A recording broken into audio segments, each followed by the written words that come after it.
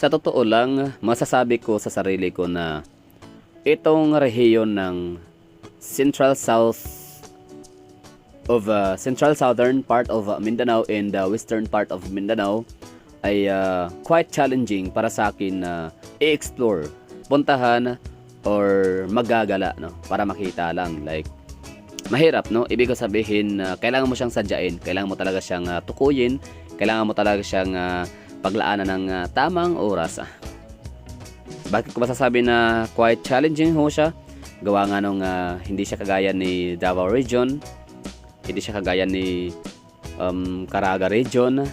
Eastern Visayas, yun na yung Samar and Leyte. Southern part of Luzon, which is Bicol Region, and sa may Quezon Province and Laguna.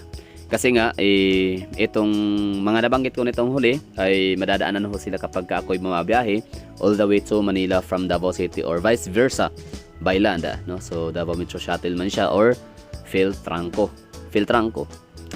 Whereas itong Soxargen area and western part of Mindanao, yun na yung Zamboanga Peninsula, kailangan ko siyang sasadyain kasi hindi nga siya madadaanan, hindi mo siya masaside trip kapag ikaw ay pupunta all the way to Manila, no? So parang hindi siya main thoroughfare or hindi siya way, no, na ruta papuntang Greater Manila or National Capital Region.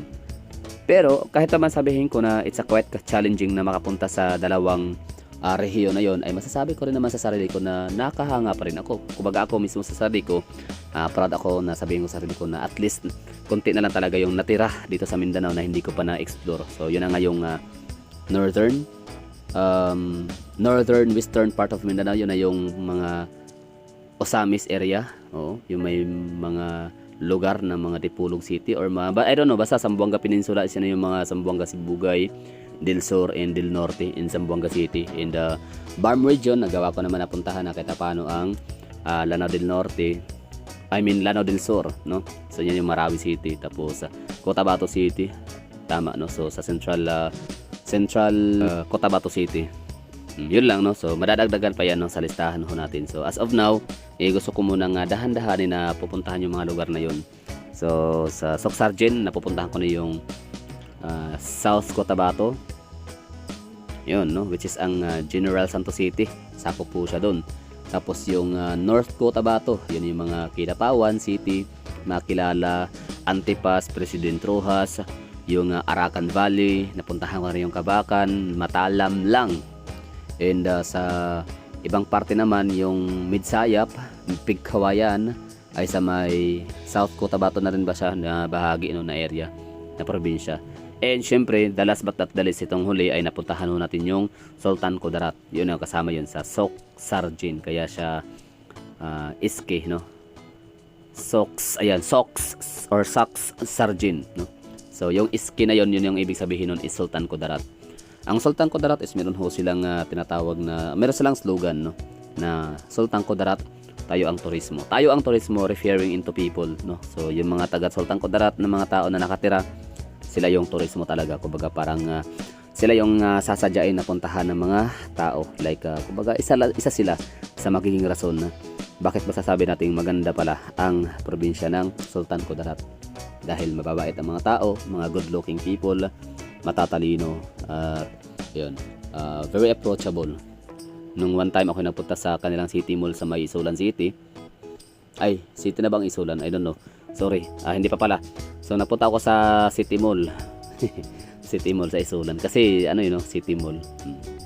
So City Mall sa Isulan. So nasasabi ko na mababait ang mga tao, approachable. Like nung sumakay ako ng tricycle, kasi wala silang ibang means of transportation ho doon, is tricycle lang papuntang resort na kung saan ito nag-vlog ho tayo. So masasabi ko approachable, no? Tapos lalo kung malaman nilang dayo ka, lalo pa naman ako yung tono ko napaka Cebuano. So ano sila, parang welcome, no? Welcoming sila sa mga bisita. So very good ako. Very good sa akin. Congratulations sa akin kasi nadadagdagan ko na naman yung aking listahan ng mga napuntahan, nagalaan, na explore, di ba? Kasi hindi pa naman ako kasi 100% legit na explorer, no? Although gala, pwedeng gala, pero yung explorer ay hindi pa ganoon ka-legit, no? Kasi hindi ko pa na-explore ang lahat-lahat na lugar. So ngayon nadadagdagan siya ng Sultan Kudarat. So totoo 'yun ha.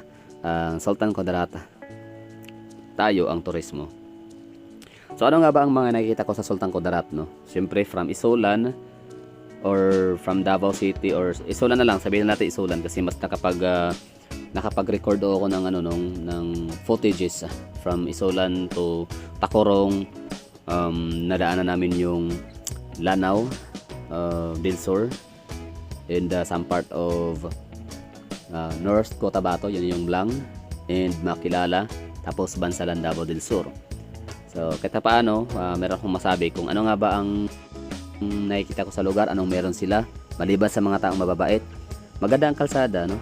Kahit paano. Tapos every end of the boundary, parang meron ho silang mga checkpoints, no? Checkpoints is hindi man everywhere, pero yun lang, para siguro pagkatapos nung Isolan bago magtakurong, parang meron silang checkpoint. In Tacorong bago mag ibang municipality is meron ho silang checkpoint.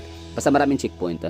So or mga military visibility, 'di ba? So ano ibig sabihin nun? Pag maraming mga military visibility, dalawa lang yun, safe. Unang-una is makakaramdam ko ng mas safe siya na mag-explore, mas safe siya na magala, kasi just in case na merong mga masasamang elemento gagawa ng hindi maganda sa iyo, at least ang dali mo lang talaga makapagtawag ng tulong, no?